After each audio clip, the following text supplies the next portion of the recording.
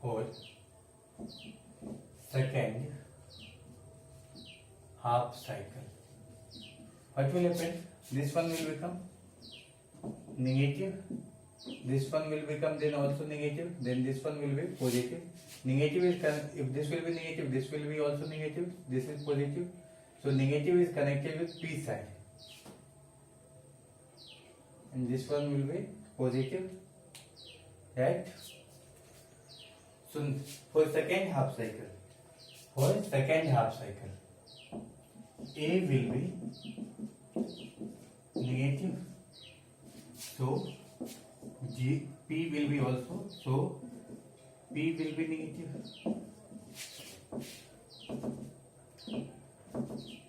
negative, so G1 will come in reverse biased.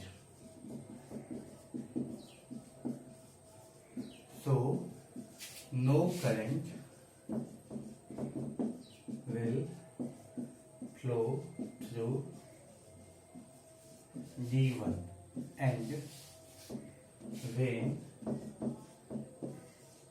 G1 is in reverse biased, then G2 will come in forward biased,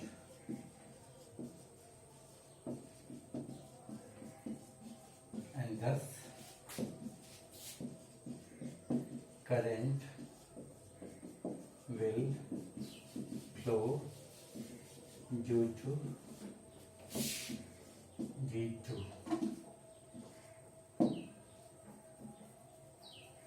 and the path of current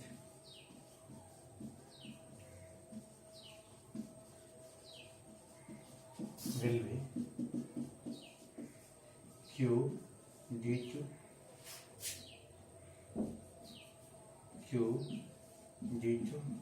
R RL. See, again in my load current is coming. If suppose current G1 is in forward, so what will be the direction of current? Like this, ting, and it will go like this, ting. So from here to here, and when G2 is in forward and G1 is in the reverse, then current will go like this, ting, ting. So again, current is unidirectional. That's what I am mentioning, because in direct current there is a property that it is unidirectional current. Current will go only in one direction. So here current is going only in one direction. Clear?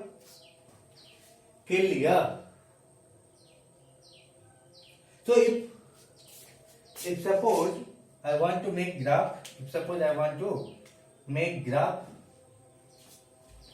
so how we will make graph? See,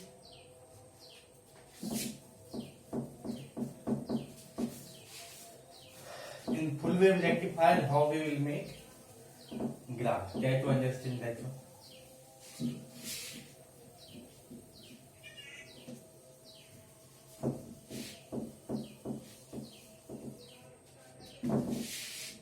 See the graph goes.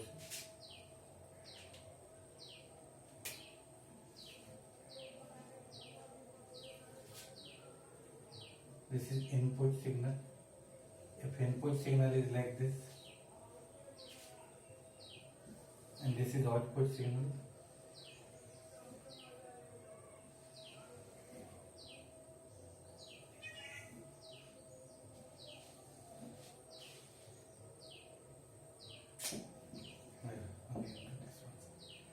okay, see, this is our input signal. Let's say this is current and this is time. So for the first half cycle, what will happen? Current will be there. Who will make current? G1 will make current. Why G1 will make current? Because G1 is in forward biasing. forward. And when D1 is in forward, D2 will come in reverse. So D2 will not make current. For second half cycle, what will happen? Here, who will make current? D2 will make current. For the second half cycle, D2 will make current. Why? Because D1 will go in reverse. So here, who will make current? D2 will make current. When D2 will make current, what does it mean? That means D2 is in forward. Who is in forward? D2 is in forward and D1 is in reverse. So here who is in reverse?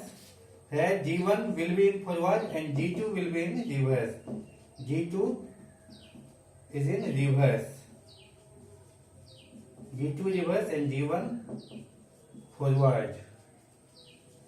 Here D2 forward and D1 reverse. Again here who will make current?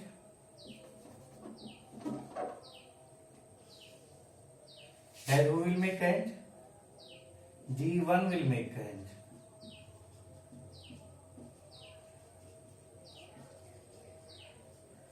So D1 will make current. So who is in forward? D1 is in forward and D2 is in reverse. Here who will make current? D2 will make current. D2 will make. So when D2 will make current, so D2 is in forward and D1 will be in reverse. Is it? So for first half cycle, when D1 is in forward, then D1 will allow the current, and when D1 is in forward, D2 will come in reverse. So current will flow only due to D1. For the second half cycle, D2 will come in forward, then D1 will go in reverse. So current will flow only due to D2. So for each half cycle, we are getting current. So what is there? Here also we are getting current. Here also we are getting current. So since we are getting full wave, that's why this is known as full wave rectifier. Full wave rectifier means since we are getting full current, so here is no any power loss, and see here the current is not going in negative. Here current is going in plus minus like this, but here current is every time it is in positive direction. So this is the nature of DC, that current is unidirectional. So unidirectional it is following, but at the same time this is not complete DC. The output which we are getting, this is not complete DC. Why? Because complete DC graph is like this. Right? Current will be constant with respect to time. So current will be constant every time. So here is current constant. See 0 ampere, 1 ampere, 2 ampere, 5 ampere like this. Again 4, 3, 2, 1, 0. So current is not constant with the time. Current is fluctuating. And when the current will fluctuate, it is not complete DC property. Since I agree with the fact that here unidirectional current we are getting, there is no power loss, but still it is not DC. But and what is the function of a rectifier? That it will convert AC to DC. So for converting mode, what we will do?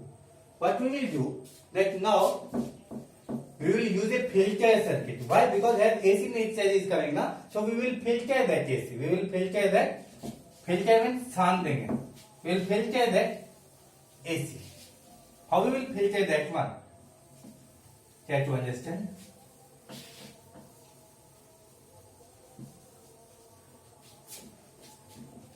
Actually, filter circuit is not in your syllabus, but still I am discussing it.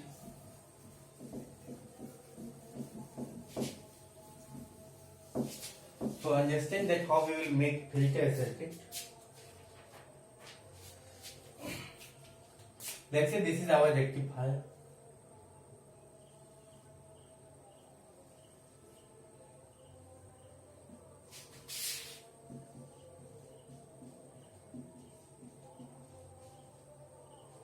This is our rectifier. So first we will take a rectifier, and then in the rectifier I will connect a capacitor. What we will connect? I will connect a capacitor and then I will connect a load. And then I will connect a load resistance in parallel, and from here we will get output. So what we will do, this is actually a filter circuit. Filter circuit. So since we are wanting to filter the AC characteristic of it, so what this capacitor will do, what is the function of a capacitor? That capacitor allow AC. Capacitor